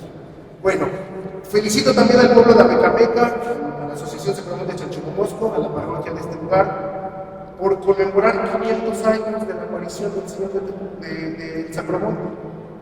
Si no se hubiera conmemorado, tampoco hubiera pasado nada, ¿eh? También es una realidad. Esto me recuerda, consultando algunos archivos de aquí en Mecameca, unos documentos de 1650 que se encuentran en el archivo parroquial y que hay que cuidar, estaban enredados en un programa de 1933, donde decía conmemoración por el 4º centenario de la llegada de Fray Martín de Valencia a Mecameca. O sea, en 1933 alguien se preocupó por conmemorar la llegada de Fray Martín, hoy 100 años después, o 500 años después de la aparición y de la veneración del Señor del Sacromonte, que se están organizando. Pero en muchos pueblos, en muchas comunidades, no hubiera pasado nada, si alguien no tiene la iniciativa para generar estos proyectos. El Señor de Techocula, Cristo que se venera en el pueblo de Tenango del Aire, que seguramente algunos de ustedes conocen. La devoción no creció muchísimo como el Señor del Sacromonte, pero a lo largo de este tiempo, igual como es la vida social, civil y política, hay algunos patrocinadores que están interesados en promover su devoción. La siguiente, por favor. Bueno, esta es la imagen del Señor de Techocula, que a primera vista dirían, es el Señor del Sacromonte. Como mucha gente lo dice, ¿no? Cuando llegan a la comunidad, es una capilla del Señor del Sacromonte. No, es el Señor de Techocula y tiene su historia. La siguiente. ¿Cómo empieza la preservación, la difusión, investigar sobre la historia del Señor de Techocula? A partir de un documento que se encuentra en la Sacristía del Pueblo, fechado en el año de 1817, y que con pláticas con otro de los coordinadores del libro, que se llama Amado Martínez Sánchez, que hoy nos está acompañando, él, cuando fue delegado del pueblo de San Mateo Techocula, se entrevistó con la señora Prisciliana Saturnino, que antes, ustedes recordarán, con sus abuelitos, o todavía algunos los tendrán, en las salas de todas las casas hay una mesita donde a veces está el altar, o donde el abuelito deja sus medicamentos, o donde están los documentos importantes. Si ustedes levantan, es como esto. El mantel, aquí hay una cajita que la señora Prisciliana, cuando Amado Martínez la visitó, sacó una libreta, y de esa libreta un documento doblado, aquí se ven los dobleces, estaba este documento que hablaba sobre el Señor de Techocula, fechado en el año de 1817. A partir de ahí, eso Amado lo habrá consultado a finales del siglo XX, 1997, 1998. Él estaba estudiando economía en el Politécnico, se interesado, pues empezó a investigar en las bibliotecas. Encontró que Techocula había sido un pueblo importante en la época prehispánica. Pero lo importante aquí es que para 2017 se iban a conmemorar 200 años de su consagración, hicimos una exposición documental y que hoy, más bien en 2024, se publicó ya un libro del Señor. Sí, pero está platicando historia del pueblo, la historia social, la historia civil. También la otra cara de la historia.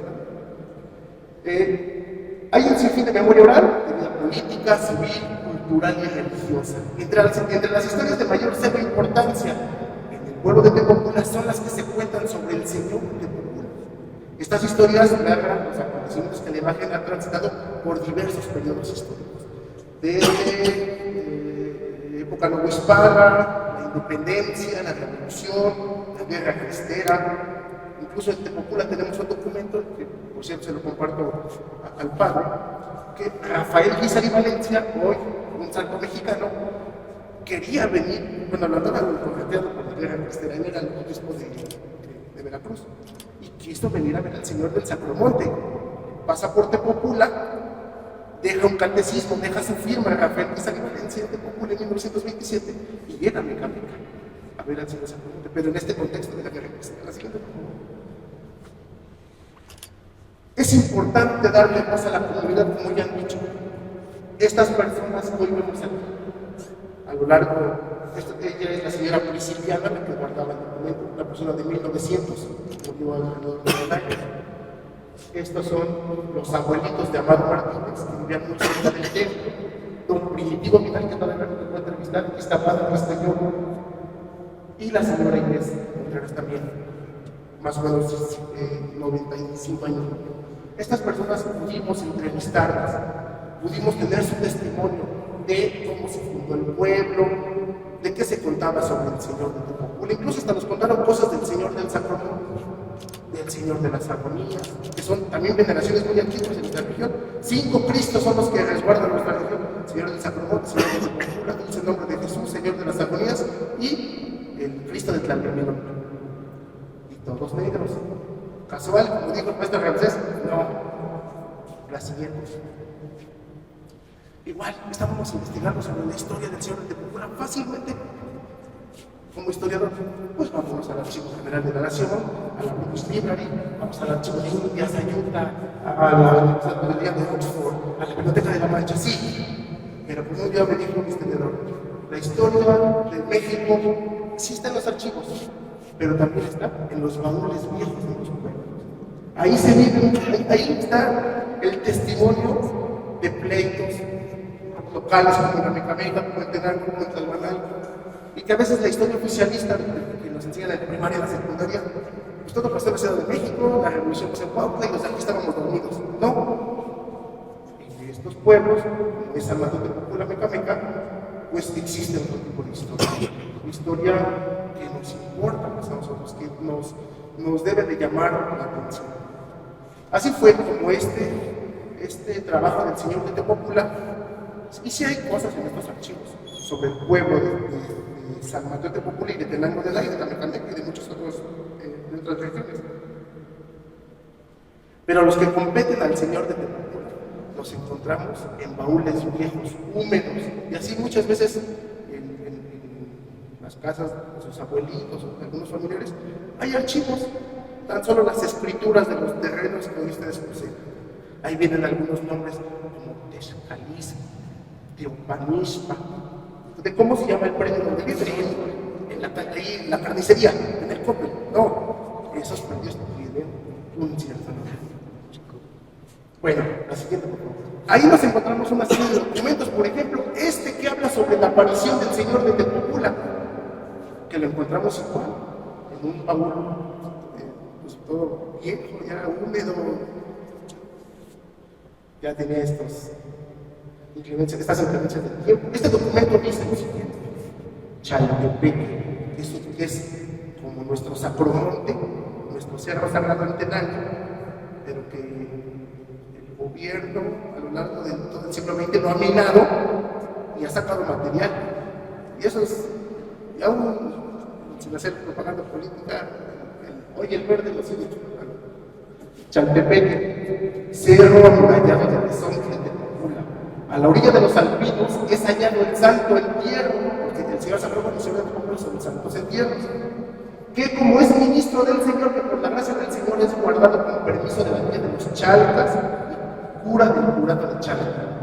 Es bajado y llevado con andas y de capal a la forma antigua de sacar las cosas, a la Plaza del Sol, que está entre Tenango y San Antonio. Asentado en el Chinancal al señor de Tepoztlán. Lo que es un Chinancal es una casa como, pues, con material perecedero. Bendito y ensalzado al Señor de Tepoztlán. Los datos de México te mencionaban que corría el año de 1526. Nosotros defendemos esta fecha de la conmemoración de los 500 años del Señor de Tepoztlán. Estamos en vísperas, estamos conmemorando en San Antonio de Tepoztlán 500 años de su aparición. La siguiente, por favor.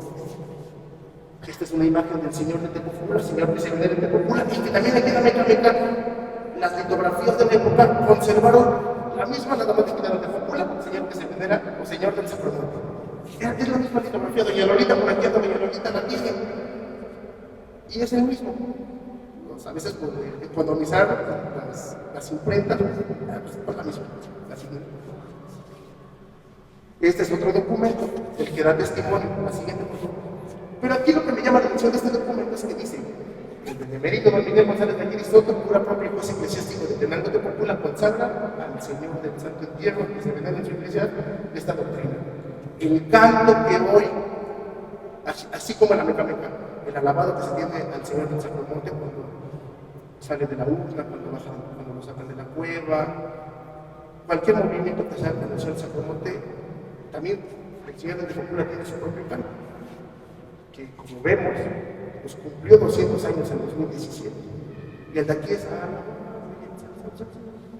está patente en su contra, esperando que cuando de nosotros es: mi Señor de Tepoztlán, mi Dios y mi Redentor, ten piedad de este temor y de mi gran pecado. Y obviamente, si le regresamos ahora a una, está largo. Si volteamos el documento, también por atrás. Y tiene un español, pues, propio de la época del siglo XIX. La siguiente. Bueno, escogí 4 acontecimientos importantes de la historia del Señor de Tepoztlán para que más o menos se den una idea de cómo es la veneración y el arraigo que tiene nuestro pueblo por la Sagrada Imagen. Bueno, 1913, la Revolución Mexicana. La gente de nuestro pueblo, de nuestros vecinos, hablan sobre que en la época de la Revolución, carrancistas y zapatistas entraban a las iglesias, las agarraban como caballerizas, a las vírgenes las tiraban, se ponían sus vestidos en tono de burla, principalmente los carrancistas, porque Carranza no era tan partidario de la religión católica, después por tanto en las calles lo mismo. Pero este documento nos da testimonio de que al Señor de Tepoztlán lo bajaron del altar y se lo llevaron a esconder a una cueva en el cerro donde se había aparecido, y estuvo conservado ahí durante 19 meses. Después los carrancistas se enteraron de que los pobladores habían escondido al Señor de Tepoztlán, y los pobladores lo sacaron de la cueva y se lo llevaron a una casona que se llama El Taller, que está detrás de la iglesia de Tenango, donde lo metieron al Cristo en un horno del pan, y ahí lo resguardaron otro tiempo mientras pasaba la Revolución Mexicana. Razón por la cual la imagen del siglo XVI se pudo haber conservado. Vean cómo antes los pobladores se preocupaban por preservar las imágenes. Ahora ya hay que lavar la iglesia, ¿quién lo va a hacer? No, antes los pobladores cuidaban a la comunidad, también eran menos. Hoy, al haber muchos, pues dificulta la organización. La siguiente, por favor. Otra imagen del Señor de Tepoztlán, en 1913, que también hay una similar del Señor del Sacramento. Incluso hay un PDF que está digitalizado, está de la Universidad de Nuevo León, casi es la misma imagen del Señor del Sacramento. La siguiente, 1948, año trágico en nuestro pueblo. Un 25 de agosto de 1948, estaba lloviendo, así como cuando llovió hace como 15 días, llovió muy fuerte en el Almanal. Se formó una culebra en el cielo, y a las 7 horas con 8 minutos de la noche del día 25 para amanecer el día 26, dice aquí, se quemó el Señor de Tepoztlán. Le cayó un rayo al Señor de Tepoztlán. Primera información, Dolores Norte, a casa de Julián de la Cruz. Estaba lloviendo muy fuerte, se formó una culebra, rayos y cayó sobre la urna del señor de Tepopula y se quemó. Lo único que pudieron rescatar los pobladores, la historia es muy trágica y preferiría que con más tiempo, a lo mejor en San Martín de Tepopula se las podamos contar. Lo único que pudieron rescatar los pobladores de aquella imagen del señor de Tepopula fue el rostro del señor de Tepopula y las pocas cenizas que se conservaron pues de ese acontecimiento trágico. La siguiente, por favor. 3 días después del acontecimiento, el 29 de agosto, los pobladores del pueblo de San Martín de Tepopula se congregaron para formar un comité para recaudar fondos para comprar una nueva imagen del señor de Tepopula y restaurar la iglesia. En ese sentido, un año después, en 1949, fue bendecida la nueva imagen del señor de Tepopula el 26 de agosto, Asunción del Señor. Y las cenizas y el rostro del señor de Tepopula se las depositaron en el pecho, o más bien en el corazón del señor de Tepopula, porque está en el tórax del Santo Cristo que hoy se mira en nuestro pueblo. La siguiente, por favor. Este es el actual señor de Tepopula que tenemos en nuestra comunidad. Que, como decía Ramsés, ya no es lo mismo, pero sí es el mismo. Al menos la esencia del Cristo antiguo está en el Señor. La siguiente, por favor. Amecameca, Tepopula, 2 pueblos hermanos. ¿Qué nos hermanan? Chimalpay, nuestro cronista estrella de Amecameca, que nació aquí en San Pantitlán, Tenango, nos dice que nos hace hermanos a Tenango, a Tepopula, a Amecameca. A lo mejor la veneración de un santo entierro, el Señor de San Promoción de Tepopula, tal vez sí. Es la misma fiesta el miércoles de ceniza, sí, también. Pero hay otra historia. Primero, somos casi del mismo linaje chichimeca, del área norte. Dice Chimalpay, 1269.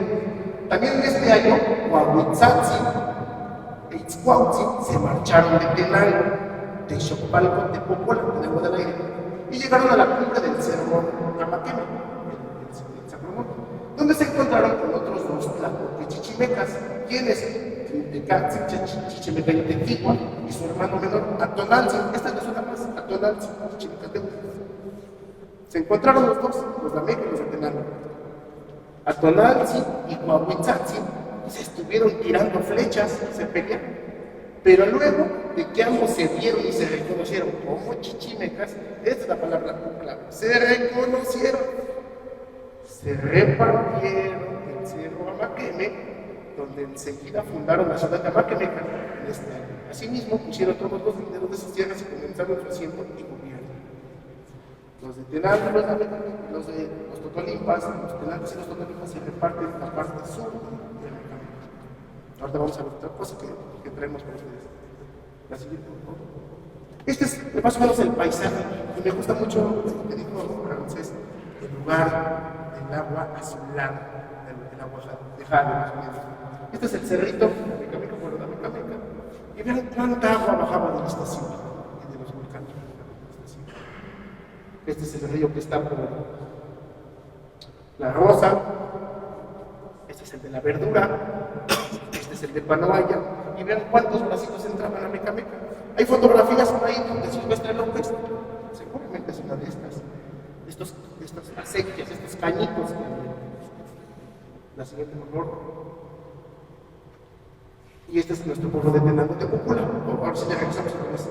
Esto que nos comentaba el doctor Ramsés, la vinculación y también la maestra María con lo natural, el cerrito. Este es el cerro del Sacromonte. La siguiente, la siguiente. Y este es el cerrito de Chaltepec, donde desapareció el señor de Tepopula. O sea, siempre hay vínculo con el agua que se ve y el cerro. Siempre hay este vínculo. La siguiente, por favor. Título primordial de Iztapuzauca, 1667, donde vuelve a hacer énfasis sobre este reconocimiento que tienen los tenantes y los de Ameca. Los de Tenango y los de Ameca. Digo yo, la Tonalzi, que otorgo a Coahuitzatzi de Tenango las tierras boscosas que están hacia el Popocatzi, comienzan en los Xochitepec. Ahorita algunos pobladores de Amecameca les van a sonar algunos premios en algunos lugares. Comienzan en los Xochitepec, en Zompan, en Xala, y luego van, en Mateos por Huialcomis, Huitlahuasca, Huatepotzco, porque le llaman Ayolcanticpac, Ilama, Techalo, Netztitlan, Quetzaltépetl. Pasan luego junto a Ilama, el Chico, van hacia el Toro, creo que es un lugar que le llaman el Toro, aquí, rodeando el Popocatzin, y siguen por otros parajes como Nespayanca, de Chinantitlan, llegan al Ciprés que está en el trono de Santo Domingo de Tesca, y siguen por las dos cuestas que hay desde los términos de Tlautla hasta cerca de Huastepe. ¿La siguiente? Huastepe. No, debe ser otro lugar. Otorgo pues a mi primo, a su primo, a Tonal ya le dice primo a Coahuitzatzi, Chichimeca de Tenán, todos esos cerros boscosos, porque en verdad nosotros las ganamos y nadie más podrá tomarlos. Y los teconipantlatas no ganaron tierras del norte, sino solamente terrenos llanos y algunos varales. Yo he merecido las tierras que están hacia el Iztaccíhuatl, las cuales he puesto aparte en mi papel de bosques. De esta manera todos se verá cómo hemos merecido nuestras tierras y nadie podrá apoderarse del Tlatocayo que merecimos en la ciudad señorial de Apatemeca. Chanchomomosco, Chichimecateca, Esclaposaura. Nosotros los Tlatoque, Catonal, San Tecalcio y el señor Iscuauhtzin y Tlatocuán y Coahuitzatzi, el señor de Tenán. Consultaron otro documento anterior. Lo firma don Miguel Quetzalmazatzin en 1665. La siguiente, por favor. El señor del Sacromonte.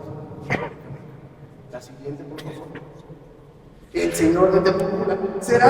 Yo pienso, ¿serán acaso los señores que se reparten el territorio? No lo sé. La siguiente, por favor. La imagen que nos mostró el doctor Ramsés. La siguiente, por favor. Época ya virreinal. Tanto en Amecameca y en Tenango Tepocula, como se llamaba nuestro pueblo, se asentó la orden de predicadores, los dominicos, que ayer conmemoramos 500 años de su presencia aquí. Posterior a la salida de los padres de San Francisco, los franciscanos, no podemos hablar de Amecameca sin referirnos a gracias a esta pelea de los dos hermanos, don Tomás de San Martín Quetzalmazatzin y don Juan de Sandoval Tecuanzayacatzin, que uno apoyaba a los franciscanos, otros a los dominicos, cuando don Tomás murió, y ya mucho tiempo antes, los franciscanos se fueron de aquí de Amecameca, porque don Juan los trataba mal. Y después de cuando don Tomás levantan este monstruo, la iglesia de la Ascensión. El ceremonial dominico promovió en el centro de México y hacia la región de Oaxaca y Guatemala suntuosas procesiones con un santo entierro y las celebraciones de Semana Santa. Yanhuitlán tiene unos ángeles pasionarios impresionantes. En Oaxaca la Semana Santa es una cosa excepcional. En la Amecameca también lo fue. Lo siguiente, por favor. Y lo sigue siendo referencia para muchos pueblos de aquí, ir a Amecameca el Viernes Santo. Porque las fiestas inician el miércoles de ceniza, se van a Cuautla, se van a Cepalcingo, se van a Tlatlaucan, Totolapan, y el Viernes Santo regresa a Amecameca. ¿Por qué se hace una romería el Viernes Santo? ¿Se debe ser tan de guardar? Porque estos ciclos de festividades que tienen que ver mucho con el ciclo agrícola. No es casual que dos pueblos del linaje chichimeca primeramente, evangelizados por la orden de predicadores, los dominicos, asentados dentro de rutas comerciales y de peregrinación, y las festividades más importantes tanto en Tenango, más bien en Tepocula y en Ameca es el miércoles de ceniza, existan la devoción a dos santos entierros. Al Señor del Sacromonte lo utilizaban para crucificarlo el Viernes Santo, este es el Señor del Sacromonte crucificado. Y al señor de Tepocula igual se lo llevaban de Tepocula a Tenango para que lo crucificaran y después no empezaban en la procesión del silencio al pueblo de Tepocula.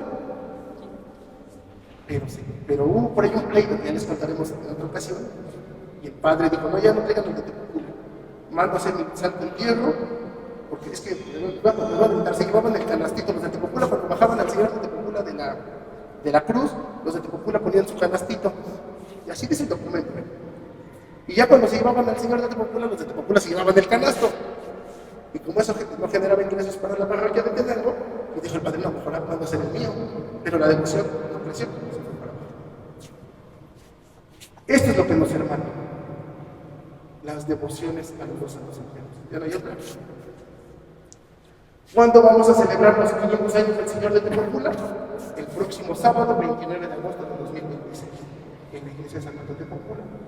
Con algunas actividades académicas, sí, algunas actividades culturales también, pero lo más importante, y algo que el pueblo de Amecameca está invitado, Padre, una procesión nocturna, como antiguamente se celebraba en nuestro pueblo. El Señor de Tepopula va a salir a procesión a su pueblo, conmemorando 500 años de su aparición. Muchas gracias.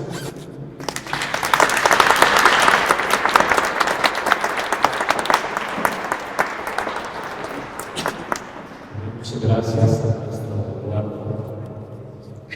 Nos vamos a encontrar. Esto es lo bonito, eso es lo que queremos encontrar. Que vayamos encontrando las historias, los elementos que nos humanan, que explican la historia, nuestra manera de entender el mundo, las condiciones que traemos, que tenemos. Algunos venimos de otro lado y probablemente pensarán que no estamos tampoco vinculados con la historia que se cuenta y se tiene. Por supuesto, a lo mejor la historia de la Amecameca data de 1981, pero ahora estoy acá y yo tengo que celebrar. Yo tengo que celebrar porque esta es la comunidad que me ha comentado. Entre cuestiones pastorales, entre rezos, entre reflexiones espirituales, celebraciones de misas, hay que contar la historia, hay que vivir la cultura que nos da identidad. Y si no entendemos nosotros nuestra historia, no nos nosotros y tampoco nos proyectamos hacia el futuro. Ahorita estamos preocupados porque muchos elementos están cambiando. Difícilmente nuestras nuevas generaciones son contemplativos, reflexivos. No les importa lo que pasó, no les importa la riqueza que tenemos aquí en estos momentos. A veces quisiéramos como simplemente conservarlos porque sí. ¿No? En realidad es como si tuviéramos nosotros heredado de alguno de nuestros abuelos, no sé, alguna alhaja, por ejemplo. ¿Y qué significó para él? ¿Y de dónde vino? ¿Por qué se la dio? ¿Por qué la tiene? Ahora, ¿por qué me la dio a mí? Eso es lo que tenemos que preguntarnos nosotros. ¿Por qué estamos aquí en el ahora con un legado tan importantísimo de tantas generaciones de nuestros mayores que nos han contado la historia y tenemos que seguirla contando, tenemos que seguirla celebrando, por supuesto? Entonces, gracias a los tres. Que muchos de los que me están escuchando acá y otros que están en particular se vayan sumando para celebrar juntos. Esto es de nosotros, esto es nuestro tesoro que nos toca cuidar y después entregar a la generación que nos sigue. Pues gracias, Roberto, aquí tenemos que hablar. No me sé todos los nombres, voy conociendo los nombres de quienes ya están involucrados aquí y ya han hecho posible esto que ahorita nos han compartido. Vamos sumándonos, yo los invito a eso. Les recuerdo la convocatoria que se hizo el pasado sábado y esto es apenas el comienzo, pero ya hay mucho trabajo realizado. Así que gracias nuevamente, Gerardo, gracias. Vamos a ver qué sigue. ¿No? Vamos a ver qué Gerardo nos dice que sigue. Las páginas nuestras, la página del enlace, la página de la parroquia, la página que vamos a generar esta difusión cada vez más. A mí me da, no sé, no me da coraje, me da tristeza cuando hay quienes nada más hablan. Y dicen, ¿por qué no hacen? ¿Por qué no te sumas? ¿Por qué no vienes con nosotros? ¿Por qué no colaboras y pones tu conocimiento? ¿Por qué no estamos hablando de la Estamos hablando de lo que tú sabes, de lo que tú conoces. No te quedes con eso. Para nosotros es muy enriquecedor. Y realmente nos empobrece si te quedas con él. ¿No? Creo que esta idea la compartimos. Estamos hechos para compartir. Y bueno, pues vamos a ver qué nos dice el programa. Agradecemos a los ponentes y yo les decía en la comunidad tuvieron la pregunta o algún comentario que hacer antes de pues, poder terminar esta sesión.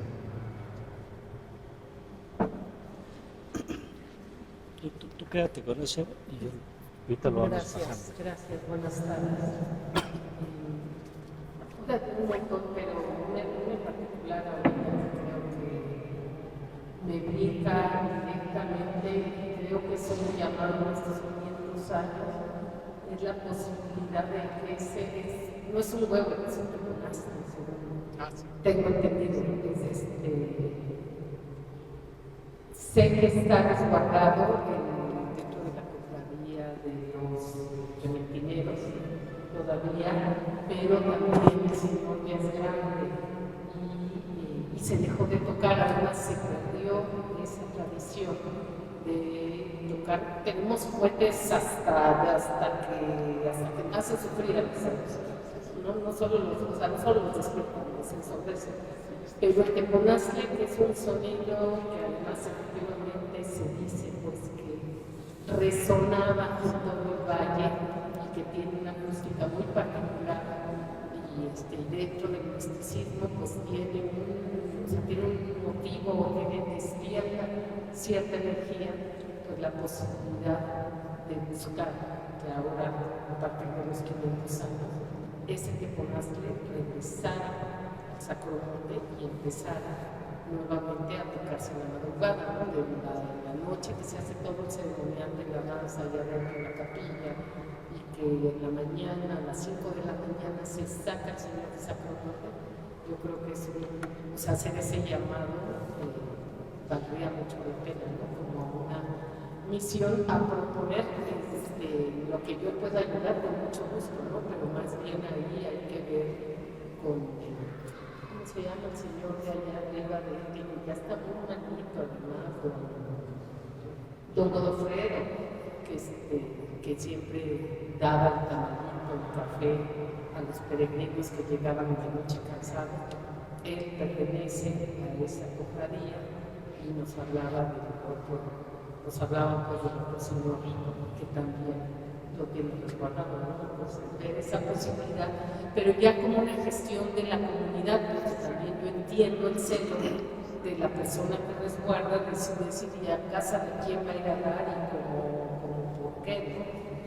Entonces, hacer un convenio, ¿no? A lo mejor tiene que intervenir una autoridad de línea para que dé fe que esté en buenas condiciones y que efectivamente se va a traer de regreso a la capilla de Sacromonte y quede bien resguardado, en fin, ¿no? Con un custodio. O sea, todo bien hecho, pues, pero podría ser una gestión muy bonita para incluso ver si no necesita alguna restauración o algo para, pues todavía hay varios meses de anticipación, ¿no? Para ver si podríamos hacer eso y que pueda ayudar con mucho gusto.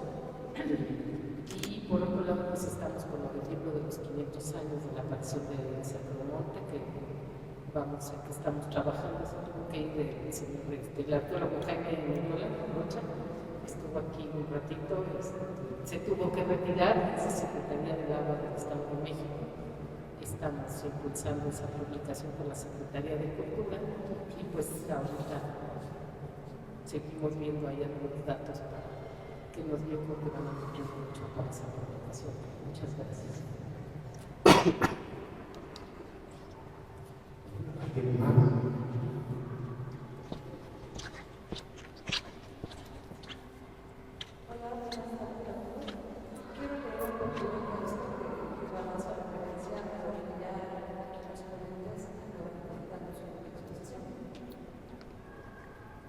En algunos casos, es el gran signo de progreso y la modernidad materialista que fue el ferrocarril contribuyó al renacimiento de algunos cultos bienes, haciendo accesible la llegada de los peregrinos a sitios antes difíciles de acceder.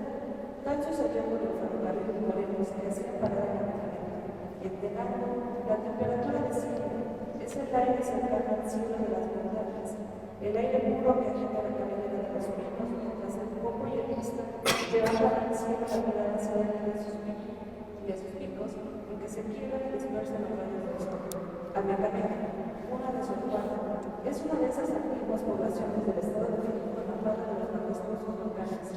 Un Guanajuato, un pionero convento de frailes dominicos, en el Sacromonte de Amecameca se adora una de las más antiguas imágenes cristianas de México, el Señor del Sacromonte, al cual los pueblos de toda la Guanajuato profesaban especialmente veneración. Fue uno de los santos mitos aparicionistas. Apareció en tiempos de la conquista, cuando una monja que cargaba precisamente la caja que contenía a Cristo se perdió y fue hallada años después en el interior de la villa. Allí, el padre Fray Martín de Valencia, protector de indios y modelo de virtudes, fundó en la cueva formada en la Nueva Peña una especie de ermita. Allí meditaba por rigor, ayunos y cuarentenas. En la pasión del crucifijo, mortificaba su propia carne en diversos instrumentos contantes. Para alcanzar el éxtasis y expiar los pecados, los indios admiraban su austeridad y recibían grandísimo ejemplo. Gracias al ferrocarril, el gentilicio del Distrito Federal pudo concurrir al Sagrado Monte. La Semana Santa de 1883 fue alegre en Amecameca. Procesiones indígenas fluían sin cesar hasta el santuario. Ameca era de por sí un viaje frecuentado por indios, por comarcanos españoles y por los pasajeros del ferrocarril y las diligencias. Era camino real transitadas de México y Puebla, granero de capital en que concurrían los mercaderes de tierras calientes y frías. Pero ningún comercio más seguro que el de la devoción y de los pueblos piadosos. La humilde de Amecameca no eran mercaderes esperados, sus puertas abreviaban los mercaderes y los devotos de Puebla, Chaco, Cholula, Nepantla, Atlixco, Cuernavaca, Huautla, Tlaxcala, México, Querétaro, Guanajuato, Toluca y Veracruz.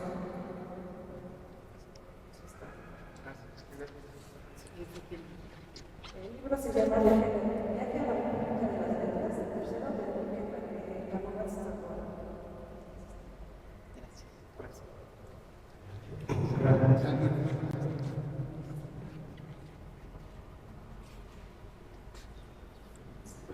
Bueno, pues agradecemos a nuestros ponentes de hoy, pues en nombre de las autoridades de la Iglesia, del Padre, de la comunidad eclesiástica, a nombre de la Asociación Civil de los Protectores de Mosco y de las personas que se han sumado a este proyecto, pues les agradecemos a todos por su presencia y esperamos que nos sigan acompañando, que se vayan sumando a estos festejos de todo el tiempo que viene. Pues les entregamos una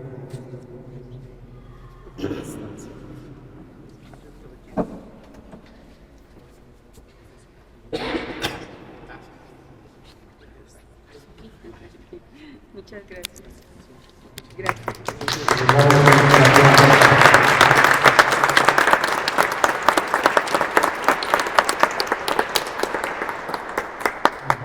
Muchas gracias a todos que nos haya tenido esta plática y nos llevemos algo nuevo, capaz de representar esta comunidad. Muchas gracias.